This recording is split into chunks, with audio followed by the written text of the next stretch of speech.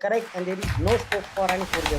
Wow, sir, amazing. I mean, I don't know if how happy I am to hear it from a government official. It is excellent. One of the solutions. There are n number of opportunities available because I know the Bitcoin and all those things and their challenges. I know your smart contract there, how they can be managed there. Not only smart contract, we have got a lot of smart contract itself in a document form. The government, how it can be, they are smart, but how it can be converted to the good digital assets. So that was my understanding. Kevin came to me and spoke about this idea where we can issue digital diplomas or digital certificates that can be verified instantly using blockchain. We have got a lot of agricultural parts also there. So I discussed with the Neil there. We realized that we can't think of that. We just sitting over here. We can map on each and every element of the land there.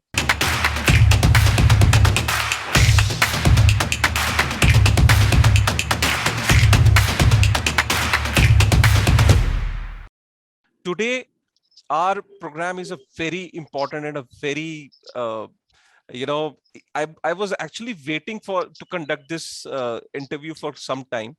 And the first time when I came across this news that in India, LegitDoc is trying to solve a problem of fake certificates and fake diplomas, I was so happy that there is some project who's trying to solve that issue, solve that problem. And more importantly, they are using the open blockchain, right?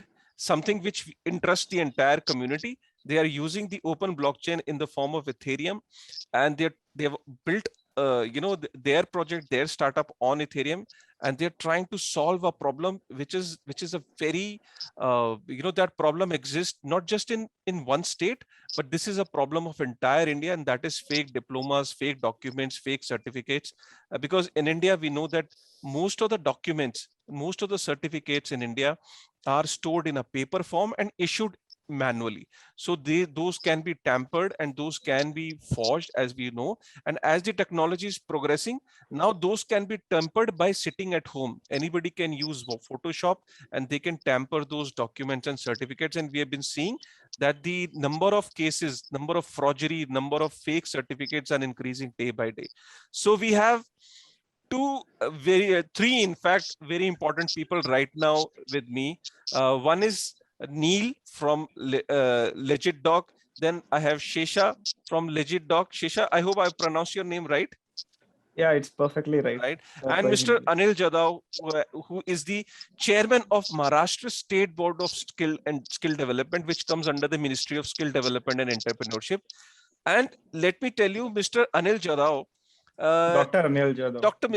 Anil Jadhav is also an experienced techno administrative officer. So that is like very unique when he describes himself as a techno administrative officer. While I was going through his LinkedIn profile, I want to discuss more about it, that why what more about this techno administrative officer. And then he is skilled in e-governance, he is skilled in computer networking, he is he's well aware with wireless communication, and he is also well aware about the cyber security. He is a BTech in engineering. When it comes to education, he has also done masters in engineering, that too in electronics and communication. He is a PhD in engineering and technology, plus he's also an MBA. So Mr. Anil Jadhav is heading the chairman of Maharashtra. He's the chairman of Maharashtra State Board of Skill Development, and he's got a immense knowledge, immense educational background, and immense knowledge in technology. So, sir, welcome to our show, and welcome. And I want to begin with this question. So, when you first came to know about the word crypto and blockchain, what was your first reaction to it? Because generally, what happens when anybody in India, for the first time come across this word crypto and blockchain, they say, okay, I don't know, I've not ever heard about it, or it seems to be, I don't know. I mean, they talk about it in media, but it is not in a good light. So what was your first reaction to it, sir? Thank you, Raja. Thanks team for making such a good interactive program, and the pushing of Maharashtra at the global level that we have deployed it. So the first of all, answering to your question is that this is not a new concept for me. This is a very, being the engineer in this field, the cyber security started once internet started, so that issue was there. Now, the most important thing about the blockchain was that basically we normally do the digitalization of the document. In the government e-governance, what you talk about, all those things is that just converting your document into the digital form, in the scan form, making it a PDF, and in the form of our, we talk about DigiLocker is there. So like that thing. But it's not enough for us because we have to be sure. So there is no difference in the just scanning document, storing at central level and distributing. It does not guarantee that the right document get authenticated at the end level. Basically nowadays also, even though your original document is there, there is no guarantee. Now the people won't force it, right? The thing is that nobody gives the original document to the end user, the end verifier, because they give the carbon copy, Xerox copy of that. And based on the only the image of that certificate, they have to decide that whether it's original or not. And if they really wanted to verify all the way, they are required to send it to the issuer itself. So all the way the document has to come. Then the issuer has to physically verify. There also you can't guarantee the team who is involved to verify authenticatedly whether they will seriously do it or not. So now I thought that these particular options are available through innovations. So we know we have got the Maharashtra Innovation Society, and they are having the startup. We had a great fortunate enough to get this LegitDoc got selected there, and they had an innovative concept of blockchain. And blockchain, I was aware about this. This can be the excellent one of the solution. There are a number of opportunities available because I know the Bitcoin and all those things and their challenges. I know your smart contract there, how they can be managed there. Not only smart contract, we have got a lot of smart contract itself in a document form in the government. How it can be, they are smart, but how it can be converted to the good digital asset. So that was my understanding. And better way, why don't the Maharashtra should take a lead and to showcase to the others that so the blockchain can be implemented and we can take a pioneer lead into this and let us start with our certifications, and with the help of good support from this LegitDoc, we could within a short time could implement it, and we have digitized our all those 10 lakhs, about 7 lakh certificates we already digitized. The subsequent next 3-4 years we'll be doing that part, and total we have targeted 10 lakh certificate will be into the digital form in a blockchain format, right?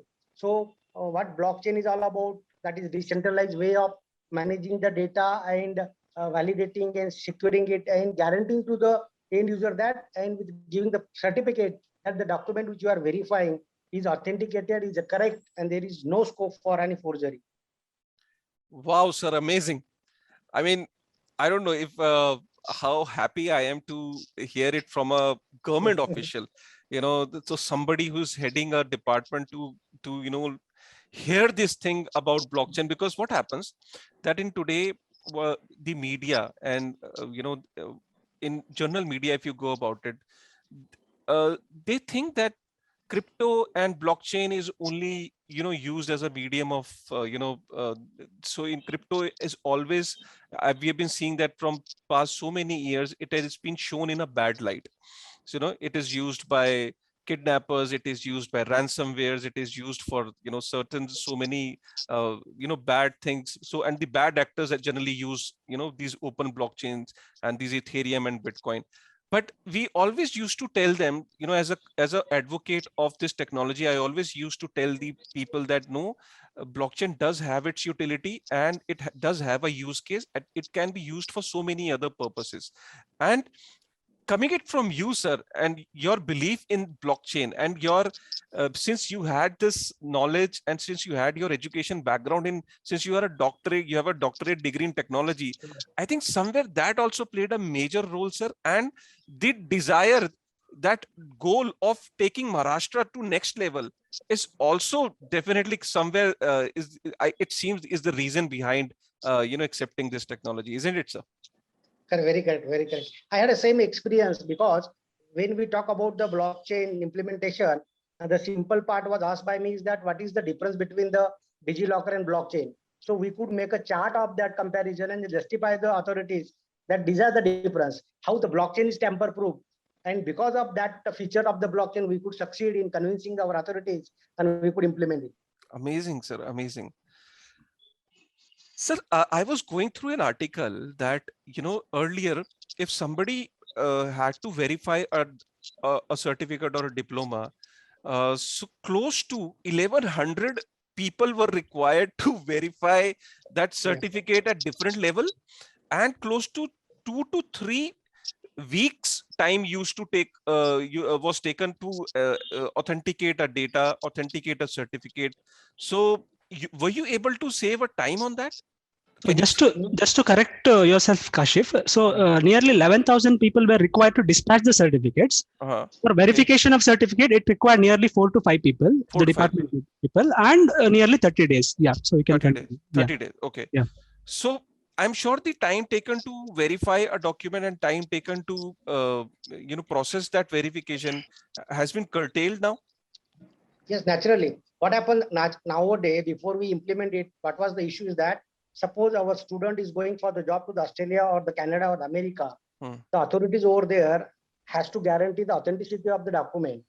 And then naturally the student who has submitted the document goes to his institution for verification, and institution sends it to the board for the physical verification. So in all the process by postal way, the document reaches to the institute, then from institute it comes to the board, and at the board level we have to deploy for each and for one certificate only. The process starts for individual certificate, and all those people who are involved from our district level to the state level, everybody is involved into that forwarding the certificate, and then getting that certificate validated by the original. We maintain the one roster there where we talk about the gadget, that is called a gadget of results. So that gadget of results has to be verified with the certificate what is been submitted verification, and to do so 5 to 6 people will be involved in verification, and at least the minimum the week goes for that the validation, and then upon verification it goes to the flow to the various level at my board level, and upon the very final confirmation of the secretary, and the verified document is dispatched back to the authority who has been submitted to us. So in overall process, so a lot of man involved in verification of these activities. So now in a single click, we will be providing the digit doc based that the blockchain based digital asset to the student, and when he goes to that the employer is just required to go to our site and just drag that document to the provided location, and immediately our backend process will validate that, verify it, and it will give the reports that whether the authenticated certificate is correct or not immediately over there. So a lot of time is being saved, not only time, a lot of money has been saved, and most important is that the pain, because in most of the cases, because of the postal delays, because of internal issues there, so students were not able to get it properly repaired immediately. So it was causing delay into the overall further employment process of that student. Amazing, sir. So can you give us an idea, sir, that how many certificates or diplomas have already been issued, and why you?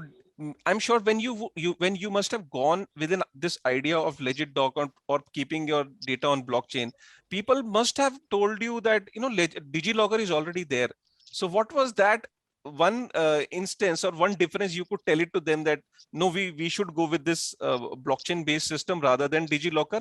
And if you can give us a brief idea that how many certificates have been issued already? Basically every year the board registers about 50,000 students for the examinations. So out of that about 35 students get passed. Okay. So every year 30,000 certificates get generated. All right. It gets dispersed to the student. So when the student goes for the higher study or the further employment, right, for the higher for their employment, now the employment people or the government authorities who provide the employment, they send it for the verification. So our board is established in 1965, and it is in a focus. We started for vocational education from 1986. So from 1986 onward, you can see that from 5,000 to 10,000 up to the 50,000 number every year. So it's a huge number there, but we are just touching the last 8-10 year data, so that those who have been already been passed away long back, so they have been already joined, they have been already verified their certificate, so they won't come for the verification. So at least for 10-year data we have been compiled. So it's 10 lakh number is a certificate that we will be converting to the blockchain base. Now, considering this impact of all those process there, we could talk to our authorities that these are the problems there, these are the issues there. And fortunately, one of the good startup was there in line. And we had a policy that we needed to go for the RFP and all those things. So it was a direct contracting with the authority by the Legit Doc as a startup. So we could get an opportunity to get selected them directly. And because of that, it was very good for me to convince my authority that the board will be the better organization to deploy this technology. Right, sir. Amazing, sir. Amazing. Mhm. So Neil, after listening to sir, I mean, I really want to congratulate you for first of all bringing up this idea and building something like this. So I wanted to understand from you, Neil and Shesha, that what was the main driver for for building something like Legit Doc, and what was the inspiration behind it, from where you got this idea, and if you could tell me something more about your background as well. Sure. So I'll just start. Probably Shesha can continue later on. So strangely, I'm working in blockchain. I'm a civil engineer. Okay. So I come from a non-tech background. So since my college days, I was into blockchain or those applications, and I was not really happy with the job I was doing. So I wanted to do something in blockchain. Then I started reading. I entered it for the money, but stayed for the technology. That is the story of everyone's story, right? Yeah. So when I was thinking about what I'm supposed to do in 2017 or 18, I read about an interesting project called BlockCerts done by a bunch of people, engineers at MIT, and they had actually deployed it at MIT for, again, tamper-proof digital diploma verification of MIT. See, now if a college like MIT is implementing this, so there's something in this, right? So I learned more about it. And as I learned more about it, I found, hey, this can be done in India as well. And India has a huge problem with respect to this. And we can do it in the Indian way or the Jugaad way, whereby we do not need the users to maintain their own physical wallets or blockchain wallets to do this. In the Indian way, where just with PDFs you'll be able to give this experience to the people. So then, since I'm not from tech background, so I was trying to find a CTO for my solutions who could build really well. And in the previous organization I was working there, so I met Shesha. So Shesha was famously known as the computer science god in my previous institution, and he has, I mean, just off the record, I mean, I can put it on record. He has been famous for hacking Limca Book of Record. I think he has hacked his school database when he was a student there, and just for demonstration purposes, he has even hacked DigiLocker and helped them to patch this also. Amazing. His name is there on DigiLocker website. So he's basically comes from a hacking background, as well as I think he's really good with the ML. So I introduced this concept of blockchain to him, and he really liked it. So he's a tech genius. So together, along with we two, along with one of my uncle who had recently quit Qualcomm. So he's a veteran in embedded systems with huge experience in designing products and all that. So we three came together, designed this solution as per Indian conditions, and that's how this story went on. And probably Shesha can add more to it. Yeah, Shesha, if you can please. I mean, I didn't knew about this, your achievements. I mean, so please, if you can tell more about yourself and your this thing. Sure. So as Kevin said, in our previous institution is where we met. And there was a day where Kevin came to me and spoke about this idea where we can issue digital diplomas or digital certificates that can be verified instantly using blockchain. At that point in time, I had knowledge about blockchain, I had knowledge about Bitcoin, but I never went too much into the technology because I also had some other project that I was working on parallelly, and I used to invest a lot of time in other projects. So I never actually got much time to actually invest in blockchain. So when Kevin came up with this idea and I started exploring it, that is when I actually invested time in blockchain. And that is where I thought, okay, this has got real potential, even though it seems like a simple project, but this has got real potential. I mean, think about it. If QR code and those kind of, QR code is simple technology. If people, every individual start using QR code, what kind of potential it has got? If you commercialize it, if you commercialize QR codes, the kind of potential it has got, and the kind of tamper-proofness that you can get by issuing digital diplomas. There was never a solution that was 100% tamper-proof earlier, before we are doing this on blockchain. This is the first time in the history that there is 100% tamper-proof digital diploma on the kind of technology this is the first time that we can get 100% tamper-proof documents that can be verified. So that is what got me excited, and we went on, reiterated many solutions, and when we finalized on a solution to start using Ethereum for this, and then we deployed it, and we went on to several governments to approach this, and luckily Maharashtra has these huge initiatives for startups, and we had won several competitions earlier also, but Maharashtra had this Maharashtra Startup Week where we got selected. And luckily they had passed a government bill to directly issue an order for the startups. If I'm not wrong, you can correct me on this. They had directly passed a bill to directly give a contract to the startups instead of That's all amazing. this RFP process and tendering process and all that. If they That's win the startup cell competition, startup week competition, they can directly give an order. So that is where we won, and then rest Dr. Anil Jadhav sir, with the kind of technical knowledge that he has, he caught up to us, and luckily there was they say you need to be at the right time at the right place, and Dr. Anil Jadhav sir was the right place for us. Dr. Anil Jadhav sir, that is so inspiring to hear. Why I wanted to do this interview and why I wanted to meet Dr. Anil Jadhav was that you don't find many people in the bureaucracy in the country who understands technology. First of all, it's a huge challenge to make them understand these new technologies which are coming up, right? And especially blockchain. And I really want to congratulate the government of Maharashtra also for taking some very unique initiatives when it comes to promoting the startups. Now, if you take example of Maharashtra Innovation Society, right? Yes, where every year in the month of April, they invite all the startups in the state and they invite them. And for entire 1 week, they interact with them. And once if you're supposed selected, if you have some unique proposition, they provide you incubator. And in that incubation itself, not just they provide you guidance and all the know-how, they also give you a direct contract of the government. So you from day one, you've got a revenue model. And who is giving you that work? The government itself. Not many states I have seen in the country who are following this model. I think this model, if you're listening to this interview, this model needs to be replicated by all these states in the country if you really want the startups to come from big cities, A+ cities, those district headquarters of every state.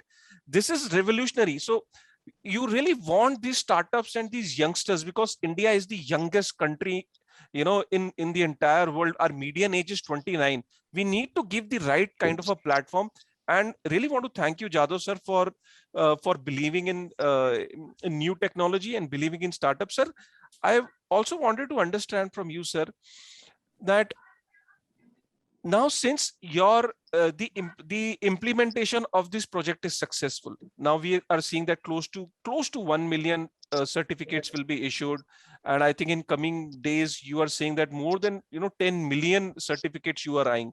You think that this same model will be replicated in Maharashtra in different state boards you must have got, and also not just state boards, maybe the same model can be implemented in registry and in all the other departments where the documents play a very important role? Do you think it is happening? Yes, it's happening. Started. Now people started interacting with us. They started asking us, because once we had a launching, then everybody realized that the Maharashtra is the first one to implement in India, and we're the fourth in the global level. So everybody is now talking about all those technologies.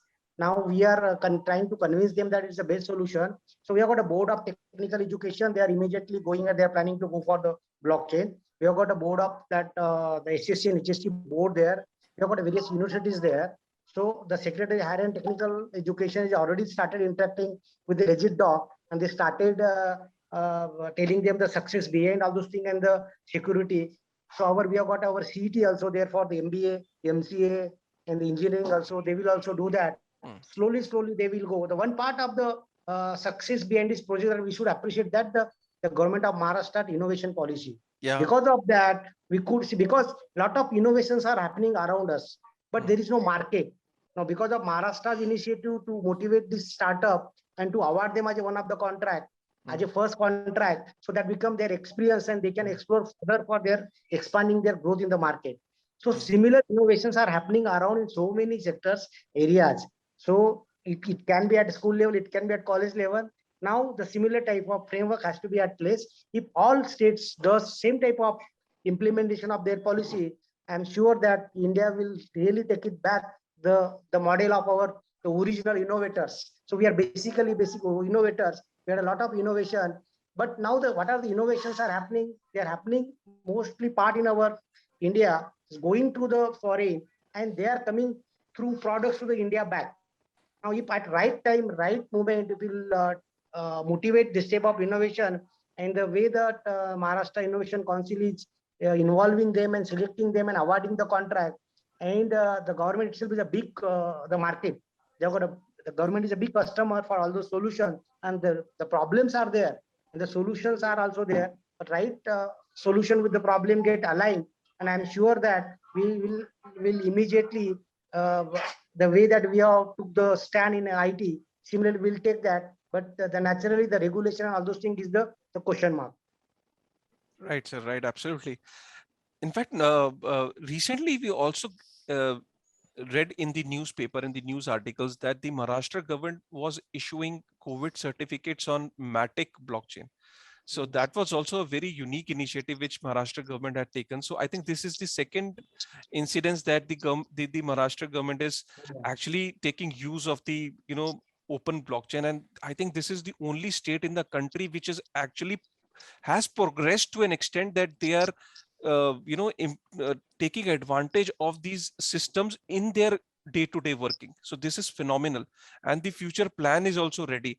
I want to ask Anil sir about if you have to advise, since these innovations are happening under the regulatory vacuum, there is no clarity as such, not just for crypto, or for that matter blockchain as well. There is no clarity because you do not have anything in black and white, though we were expecting that the draft bill was ready and that was supposed to be presented during the current Lok Sabha which was there, but I think the session is getting disrupted every day.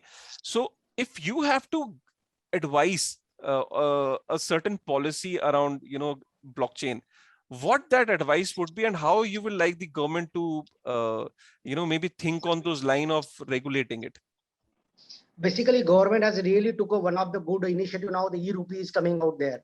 Yeah. So when we talk about the background of the e-rupee is there, the way that we are talking, similarly the blockchain is talk about there, and naturally the policymaker who are out there, they will realize that it has got an important aspect there to be regularized properly, and it can be implemented that way. And we have got a concept of the skill wallet there in Maharashtra also. So because of some regulation problem, we have got the solution with us ready, but because of regulation, we are not implement that. The concept is like that. Now we are paying a reimbursement to the student for their fees there. So now what happened there? The student has to take the admission, and then upon taking the admission, subsequently government pays the money to the student after taking the admission. But the student can virtually carry on some money, and he can be the wallet, and he can go to the institution, he can take the admission, he can have the some feeling of that government is empowered him with the money for training, and he's debiting that money to the institute, and that way the institute is subsequently paid by the government. So that type of concept is there because the concepts are already at place there, but proper regulation is required. If government, we have to be very fast about all those things, because a 1 year delay will be causing a lot of damage to our further innovation. So as soon as possible, government can have certain solution for that, and they can have the selected areas initially there. Then upon certain experience and certain challenges, they can take a proper measure and can across sectors can implement it. So that will be the good thing over there. But the way that IT policies happen similarly, I think such type of regulation will come at place. But India will not be behind, but they will be technically. But we have got a democratic framework here. We have to go through the proper process, and that process will do the good regulation for us also. And under the regulatory framework, and the blockchain will have the tremendous future, because the cryptocurrency and all those things will be at place, because future is that one. So the way that the industrial revolution is happened, similarly the services sector will have a lot of revolution. There also we have to fix somewhere like industry 4.0. So like that, in the services also, there are so many things which need to be talked about from centralized to the distributed way of functioning there. It's all about initially we are distributed, then we try to make it centralized, and subsequently now we are going back to the centralized. And there are a lot of challenges of securities, and we need to take care of all securities by proper regulation, proper policies at place. And the way that we are handling the IT policy now, we are not aware about what is going to happen with the social medias. Now we are realizing one by one. So that way, in a concrete way, completely with the expert discussion, government will surely come out with a good regulation and policy, and then we'll really enjoy the fruit that the goodness of all technologies. Right, sir. Right. Amazing. So amazing. Amazing to listening to your thought. Neil, first, since you were building your platform on Ethereum blockchain, and you know that there is no clarity as such when it comes to open blockchain and Ethereum as such. So once you decided to build your platform in Ethereum, was there any element of doubt in your mind that that you were not sure that I don't know if it will get approved or not, how the government authorities will react to my project, and how supportive the Maharashtra government was when you actually took your project to them and presented to them? What kind of support you got from from the Maharashtra government, and was it difficult? Just wanted to understand that. Sure. So I'll try to keep this short because you have asked a lot of questions. So the first was about why did you choose Ethereum or public blockchains when there was a regulatory there was not a lot of regulatory clarity. See, we are of a firm belief that innovation comes first, policy comes later. So you cannot wait for policy to catch up with innovation. For example, when Uber came, Uber was not legal, technically not legal in USA, right? So, but let's say Uber thought, hey, let us wait till the USA makes its framework. Probably today we wouldn't have this concept of ride sharing. So always we believed in the concept of innovation first, policy later. And secondly, see, when we thought that we have to do it on blockchain. So we had two options. One is public blockchains, second is private blockchains, where a lot of corporations are going towards private blockchains because of the regularity unclarity here.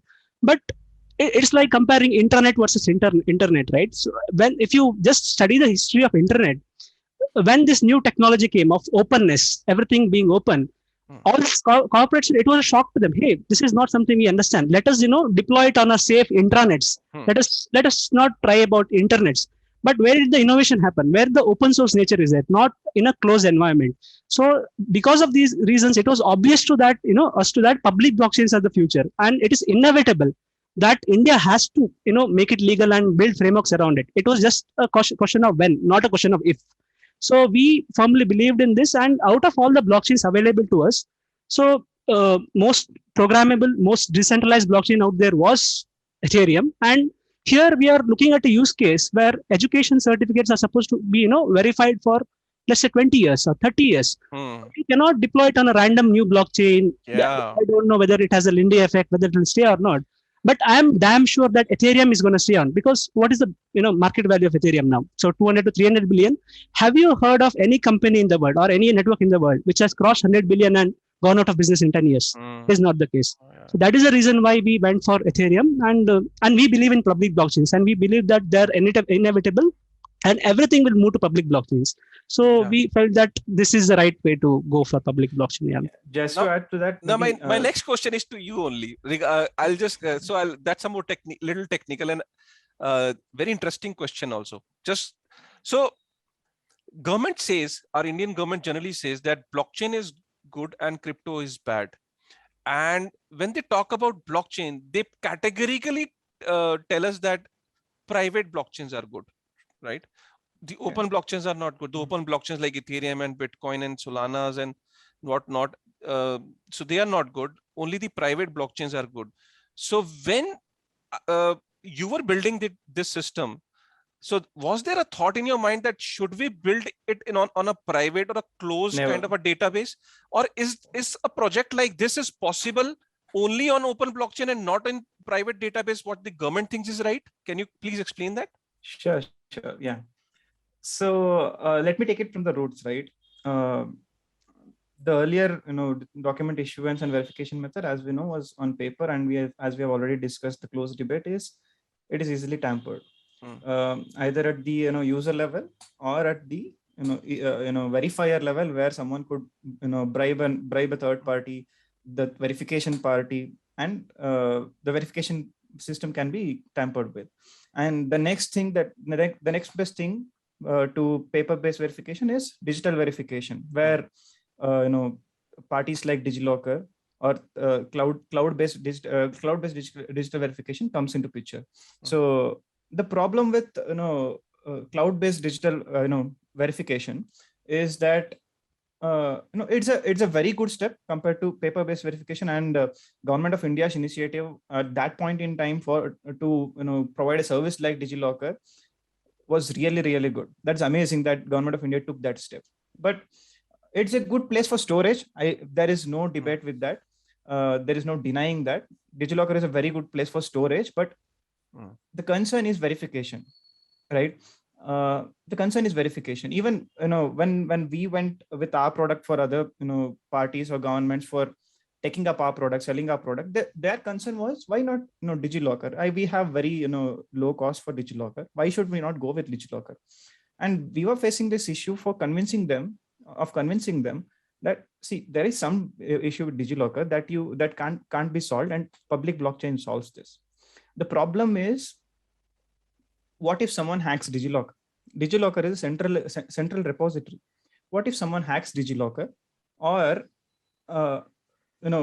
if your documents are stolen? One is the issue of privacy. Everything is getting stored at a central place, because if someone wants to verify the documents, it comes to that centralized server, reaches back to the verifier, and it should be said, this is verified, this is valid document. So if these documents are stored at a centralized place, it could be, if the server is compromised, it could be exploited, and all the documents can be stolen from there. One is privacy, and second one is compromisation of the verification process. When I, as a verifier, contact DigiLocker's website or whatever the website does when it's doing verification, I, as a verifier, have no idea what the backend server is doing for me to show, yeah, this is a valid document. No, this is not a I, as a verifier, have no clue what he's doing in the backend. Is he fetching it from somewhere? What is the process that he's doing? I have no clue.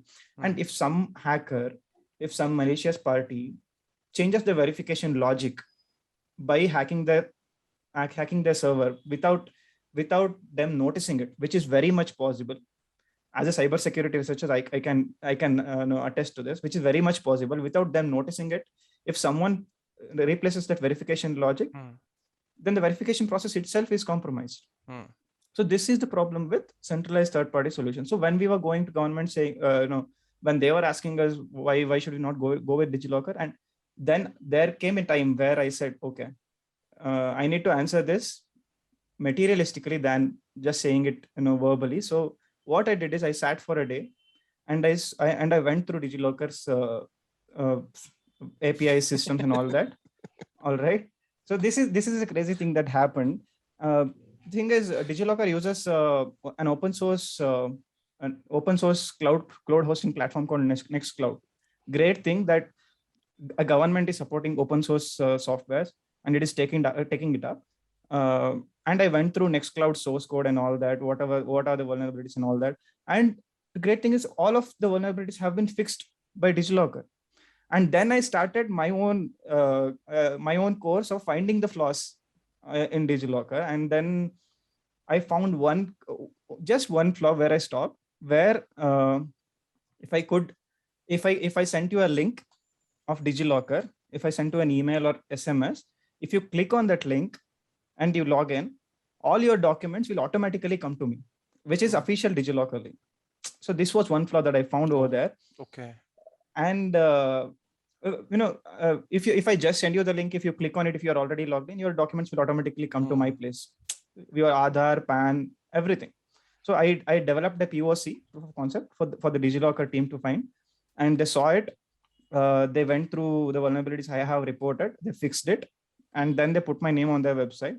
So then we have real credibility now, material credibility, that, see, if you're going to ask me, this is what we have done. And this is the problem that the centralized systems have. And amazing. Yeah. And very recently also, around 4-5 months back, or a year back, I'm not sure, DigiLocker officially told the public about a vulnerability that was disclosed by a researcher, where one could log into anyone's profile by just knowing their username or phone number. So you could access all, a lot of accounts of DigiLocker just by knowing the Aadhaar ID or phone number. So this was a flaw, but the justification they gave was truly clear, valid. That is, we were doing we were adding some features to DigiLocker where a bug was introduced, due to which this exploit was found by the researcher. So think of it, a centralized server, especially a cloud server, is built on a lot of services, from operating system to the hosting software to the application that they're using for cloud and all that. So a software system runs on a lot of legacy code also, right? And you need not find a bug in their actual application. You can just find a bug in the operating system and exploit it to hack a centralized server. This is exactly what, when you use third-party service, you can't build such a huge software stack alone or alone as a company. You need to depend on other softwares also, right? So that is where centralized services fail, where even one bug found in other software code that you are using can be exploited and can be pointed at you. So this is the problem of centralized services. And coming to your question, which is why not private blockchains? Are private blockchains not necessary for this, or not sufficient for this?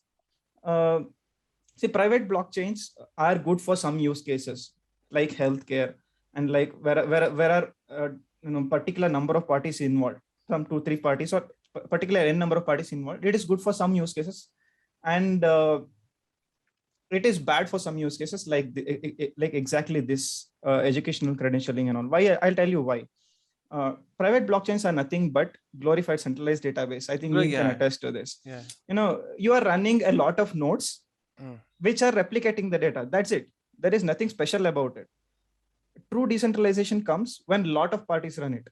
A lot of parties who are owners to this. Can I go and influence all of them who are running Bitcoin? Can I go and influence all of them that are running Ethereum to change the code and change the verification? I can't. But can I influence these 2 to 3 owners who are running the private blockchain to change the database? I can, right? That is why private blockchain is not a really good idea when it comes to solutions like this. And asking governments to run private blockchain, especially a particular department to run private blockchain, he is running 4-5 systems which is running the same code. It is as simple as he can run the same server, one simple server. I can't ask him to invest so much on infrastructure. Now, the kind of solution that we have introduced to Dr. Anil Jadhav sir's department is they need not invest in infrastructure at all. There is zero infrastructure cost. Why would someone simply run such a computationally intensive infrastructure and pay for it every month around 1 lakh to 2 lakh to 3 lakh rupees? I wouldn't understand. But when this is very much simpler with public blockchain, and also if you think of it now, if you're owning the private blockchain, you are exposing the user data, which means you are storing the user data over there, or you are storing the verification logic in one place. Again, if that is hacked, your intention to provide a tamper-proof certificate, it is gone. Yeah, absolutely. So that is why we went for public blockchain, especially Ethereum, because the right question to ask for us was, which blockchain is the last, if at all it goes down, is the last to go down? That is the right question we needed to ask. Yeah, absolutely. I agree. Yeah, and to add to Shesha's point and to your original question, see, you are telling, a lot of, at least especially regulators in India, of opinion that, hey, blockchain is good, but the crypto is bad. Yeah. So it is like, I'm telling the concept of car is really good, but I do not want to put petrol. See, so it is like these are inseparable, right? The car or IC engine as well as the fuel are inseparable. Similarly, for a public blockchain to work, it needs a fuel. That is nothing but a crypto. So see, one of the misconceptions that a lot of people have is, crypto or blockchains are about the technology. It is not about the technology. It is about game theory, like how to prevent a system or actors in a present in the system to prevent cheating each other. So only way possible to do this is to give them incentives. How can you give them incentives? You need to have a native token in the network to give them this incentive. Absence of a native, without a native token present in a blockchain network, you're not, this game theory concept will not come into play at all. Then you need to put your trust in the people who are running these nodes. Yeah. So that's why, the concept of private blockchain seems ludicrous to me. And when you trust Yeah. people, you get cheated. Right? Exactly. Obviously, the closed debate is that any technology is a double-edged sword. There are some things that come inherent with this, like pornography in internet, Yeah. and say end-to-end encrypted communication in internet. Everything is a double-edged sword. And also, what I wanted to say is, in the crypto space, right? There are a lot of financial complications that happen for a country if it adopts crypto. That is true. It's a double-edged sword. There are also positive implications. There are a lot of negative implications like blackmail and all that. There is no one denying it, but it needs to be properly regulated, and it is only possible by officials who really understand proper economy and who really understand blockchain as well. Not just proper economy, functioning of proper economy. They also need to understand blockchain properly to bring in regulations. That is what I think government is now trying to do. Earlier, they used to say they're outright banning crypto, but right now government is taking a crucial step by involving the technology stakeholders also in the loop for the discussions in regulation. That is a great thing that government is trying to do. And as far as our use case is concerned, I hope party like DigiLocker can also give a service like this for verifying things over blockchain. They can store whatever they want to store. A great service. Also, when it comes to verification, they need to provide tamper-proof verification with blockchain that they can do by tagging up with startups like us, which would be really good in the future. Can I ask you one question? Just a random question which just stuck to my mind. So suppose if you issue a certificate to somebody, say suppose Akash Sharma, and by mistake there, when you were printing that certificate, there is that spelling mistake in his name. Now he comes back after 6 months and he says that there is this name change which is supposed to happen. So how that thing happens on blockchain? How you change the data? Sure. So in our use case, right? As we already said, the document is never stored in a centralized server. It only lies with the student, and if necessary, the institution also holds these records if necessary in offline. Not on the internet, offline. So if someone wants a change like that, for their certificate, if the marks is wrong, if his name is wrong, etc., any kind of document might that be. When it comes to education, if he brings that certificate to me, we have a solution for that where the issuer can invalidate it on the network, on the blockchain, can invalidate the issued certificate and then issue a new one. Yeah, I think Kevin can add a lot to this, because in earlier systems, if you need to file a police report and all that. Oh my God. Right? Why I ask you this question, I've suffered this thing because I realized that, there was some changes which were supposed to happen after 21 years. I realized that there was this problem in the certificate. I went back to the school, and the school opened their register and they said, oh my God, this problem happened at our side 21 years back, but we don't know what is the process now and why you're coming after 21 years. So this is a huge problem when in a traditional system, when you want to make changes in the certificates after a particular time frame. But I think in blockchain, this process should be simplified and can be done easily, isn't it? Yeah. So as we told before, so if you write the blockchain smart contract in a particular way, any data that you put into a blockchain cannot be changed. Let us set this ground rule. Now, instead of this, what I can do is I can just maintain two tables on the smart contract. One is a table of list of valid, those hashes or cryptographic proofs of all the documents issued. One more table, what I can maintain is, let's say one kind of correction has come. So I can't go and change some data on the blockchain, that is fixed.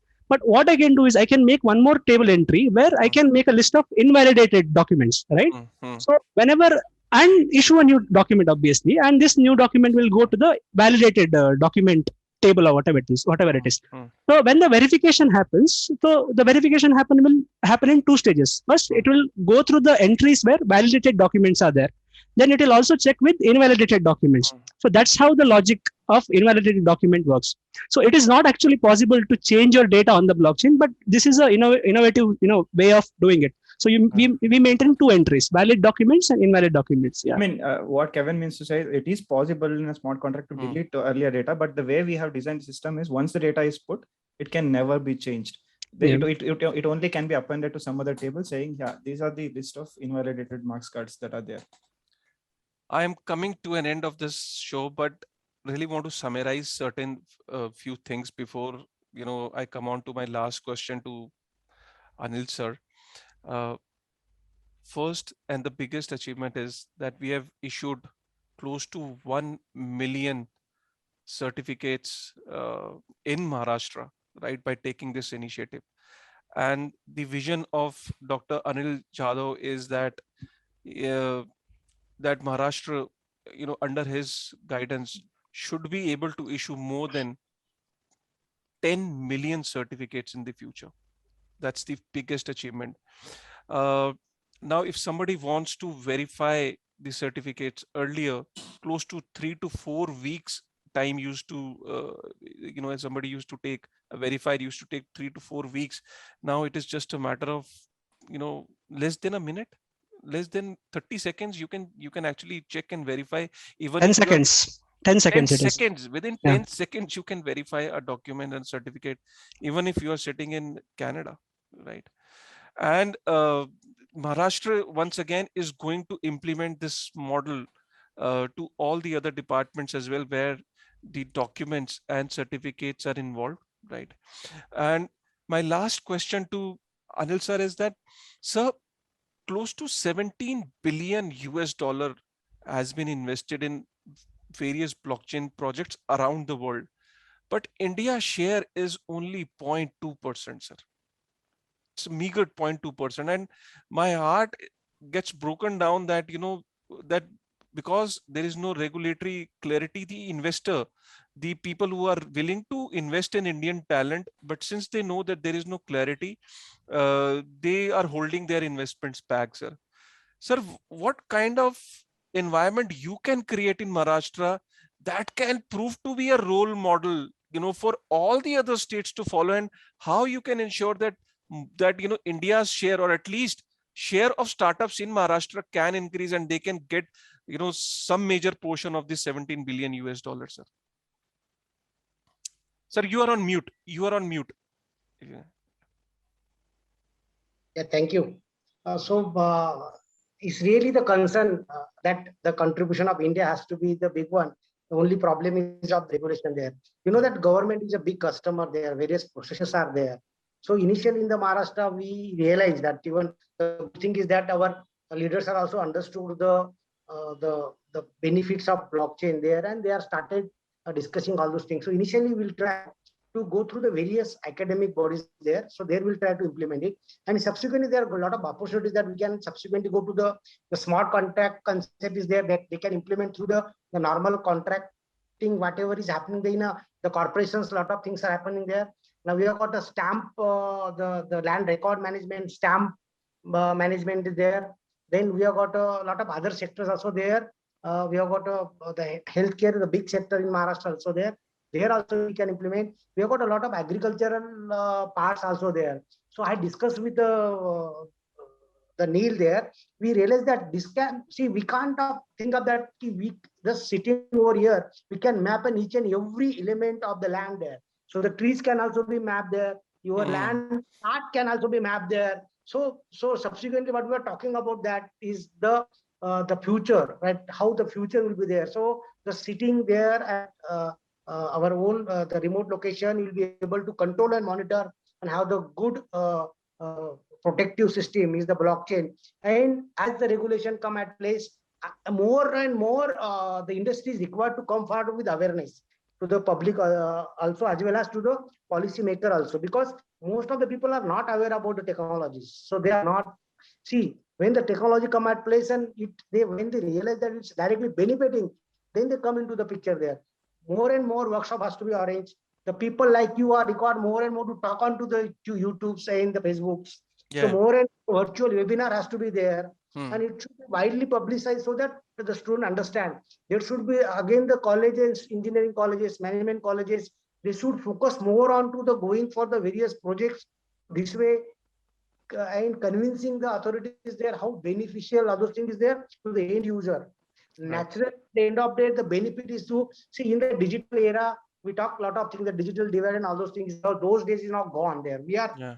far ahead of the technology deployment there. We need to take a stand and we need to be ready for the future over there. Now, how and the security will be the more concern. So to do so, blockchain will play the important role, and I'm sure Maharashtra will be the leader over this. Already we started it, but subsequently in various sectors we'll try to implement.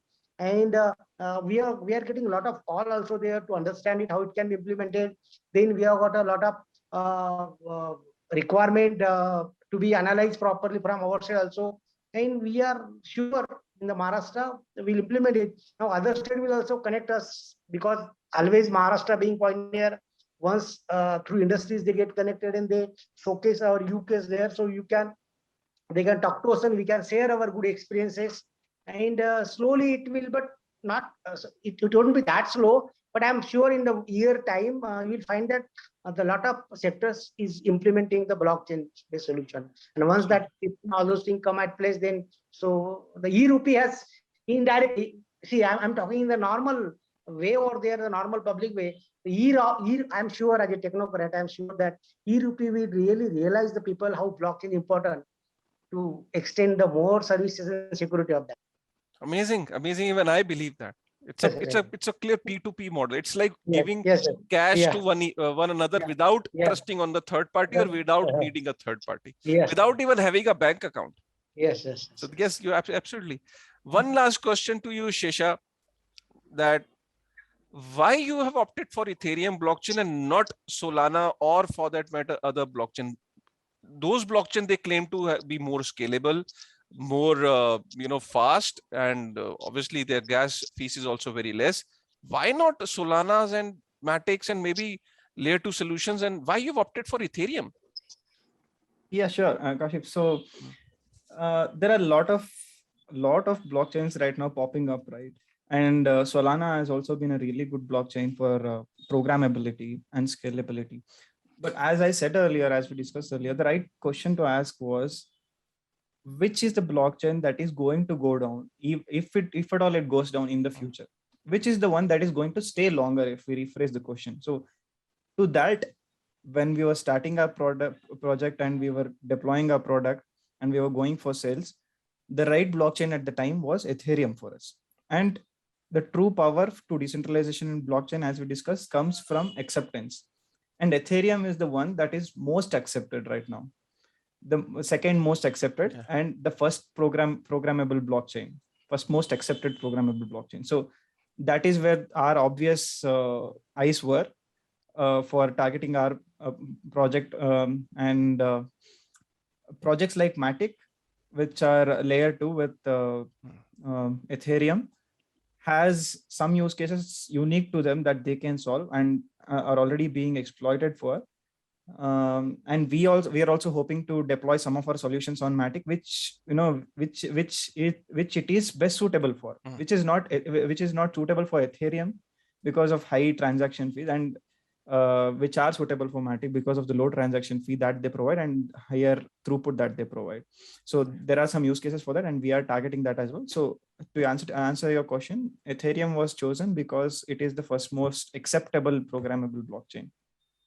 My last question to Neil, and after that, because since we have taken a lot of time of Anil sir also, and he's given up his precious time, how is your product different from Blockcerts, which has been used by MIT, right? So this is my first question. And second, as a young, startup founder, what advice or what suggestion you can make to the government of India to, regulate this space, and your advice or suggestion to the government to end? Yeah. So answer your first question. See, Blockcerts, they were our inspiration. So I cannot tell anything bad about them. So they have done a very fantastic job, right? So Blockcert, this concept was born out of MIT USA in 2000, and because of that, people like us have come. But the kind of approach, and they use a similar solution architecture similar to us, but the kind of user experience they have, for example, let's say you expect the student to hold a wallet, an application, and your certificates will be ported onto your application in a coded format or in a URL format, right? So I mean, it might work in USA or advanced countries where you can expect everyone to have a smartphone. They have knowledge about maintaining wallets and all that. But in a country like India, where just the digital knowledge is just coming up and people are learning more, you cannot expect all the students. For example, here our end customers are students who are supposed to hold the certificates. So you cannot expect them to have download this app, maintain the certificate in this, and you'll not be able to even see a certificate directly. It's a simple URL, right? So the innovation that we have brought is, you don't need to worry about maintaining blockchain wallets, private keys. Don't worry about it. You'll be holding a simple PDF or zip file, which everyone is used to, which can store it in your phone. You can share it as simple, everyone is used to PDF, right? So the kind of user experience that we have developed, which is more suitable for developing countries or even underdeveloped countries. So that would be our strength. And since it is working in India, we are very confident that it's going to work for all the developing countries as well as underdeveloped countries. So this is where the Jugaad mentality of Indians or that comes into picture. Yeah. So to add to that, just Kevin, so when you're introducing a solution like this in India, especially in developing country like India, as Kevin said, we cannot expect all of the stakeholders to be on blockchain to hold an actual wallet. They can't understand. If they can't understand what blockchain is, how would they believe in that technology, right? And also the thing was, when you're onboarding customer to a new technology like this, you can't expect them to understand the whole technology and hold a hardware wallet and all that. So a really important point that I wanted to make over here is, in our solution, where we are a third party to issuers like Maharashtra State Government, MSBSD, we are a third party, and using digital signatures, we have solved the problem where the students, the holders of the certificate and the issuers, MSBSD, need not worry about the third party. Using digital signatures, we have solved this problem where even though we are third party, we can't compromise the verification process.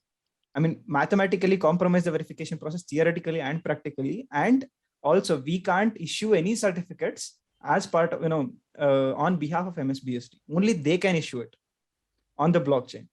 So even though we are third party, we can never be compromised in the process. That is what cryptography has provided us. The open blockchain has provided us with.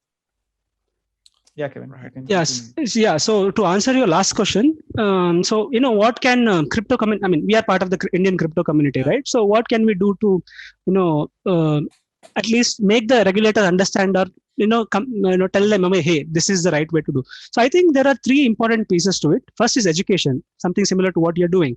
Yeah. So discussions like this actually through social medias help people, this crypto is not only for speculation. You can build applications on top of it. I think this education is very important. And I think Nishchal Shetty is doing a really good job, especially in traditional media, where I think he's hosting a show in Money Control as well as, CNBC TV. So that is the best job we can do, where even normal people, even regulators, right? They are used to normal media, traditional media. They can get an understanding about this. And we are in the right path, I believe. So first is education. Secondly, I personally believe, instead of trying to educate all the lawmakers, it would be a better idea to, catch hold or concentrate on few lawmakers who are pro-crypto. For example, in my limited understanding, Mr. Shashi Tharoor, as well as recently Sushil Kumar Modi sir from MP, right? So they have talked positively about this crypto. So it might be a good idea that industry should start working with these people and see always, a class of people will trust their own class of people, right? For example, let's say you educate these people more on this, and then they can go and talk about it with the other politician. I think that would be the right approach. And I think a classical example here, this kind of model has worked is in US.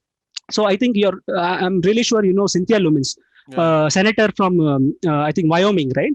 So she was initially pro crypto, but what happened was tables turns when a person called as Kathleen Long, who's a veteran in these markets and all that, she came and joined her team, and she educated her more. And now you even have legal DAOs in US. And once our Cynthia Lummis got her equipped with enough knowledge, now she can go and talk to other senators, and senators tend to believe more their colleagues rather than industry players, right? I think that would be the second best approach. And the most important part I would say is, build applications on top of Ethereum. Prove that, it is not just for, Yes. speculation. And for example, whatever we have done, I'm not saying that it is something great. No, but no. You have done. You see, you're like getting too humble about it. But Yeah. what you have achieved and what Dr. Anil has done is something historic. And let me tell you, we what you and Dr. Anil has achieved for Maharashtra is during the times when there is no clarity. To take a leap of faith, to take this leap of faith and to take this huge step is going to be remembered in the country. And I'm sorry that crypto community, as you said that you're part of it, it was not brought to this to highlight earlier, but I'm sure in future we will have a regular discussions. We will continue to bring Dr. Anil in various other forums, and not just it's not just an interview, but there are big forums where we conduct so many sessions. And I think Dr. Anil will be an integral part of it, and it should be the brand ambassador for taking Maharashtra and taking this blockchain space to the next level. He should be the face of it. And thank you very much, Dr. Anil sir, for coming and for giving your inputs and for giving us your precious time. I'm sure your time is very precious, and I'm sure you must be surrounded with so many work. But thank you very much for spending this time. Thank you, Neil, for convincing and for presenting the legitimate use case of open blockchain in front of Anil sir, and convinced him, and then he later convinced the government of Maharashtra. And Shesha, I mean, what should I say? I mean, I didn't knew this aspect that you were one of those guy who actually found a bug in DigiLocker, and your name is there, and you also, in your early days have achieved so many things, and you are the person who is behind this Legit Doc, and I'm really happy to meet you. And probably we will have conversations in future on maybe NFTs and DeFi and many other aspects which are technical, and I want people to understand. So we can have a separate session with you, not on maybe Legit Doc, but on use cases of smart contracts and open blockchain, because you are the guys who are leading that in India. Let me tell you. Yeah. So thank you very much, sir, and we'll meet once again. Thank you, sir. Thanks, Kashif, for giving us this platform. Like we didn't, just to have a disclaimer, we didn't approach Kashif. So Kashif, out of his passion, we all know that he's one of the best, educators in the space. Unlike other people, just to get more views, he doesn't recommend these cryptocurrencies or doesn't give his opinions on that, and he's trying to educate the masses. Which we can jointly certify, and we can host it through your the way it will be your passion. It will be great. Yes, definitely we can work from out my something. side also. Yes. Right, sir. Right. Thank you very much for that. Thank you. That's an honor. Yeah. Right, sir. Right, sir. Doctor, sir. Thank you, sir. Thank you. Okay. Thank you, Thank Kashif. you. Thank you, Kashif.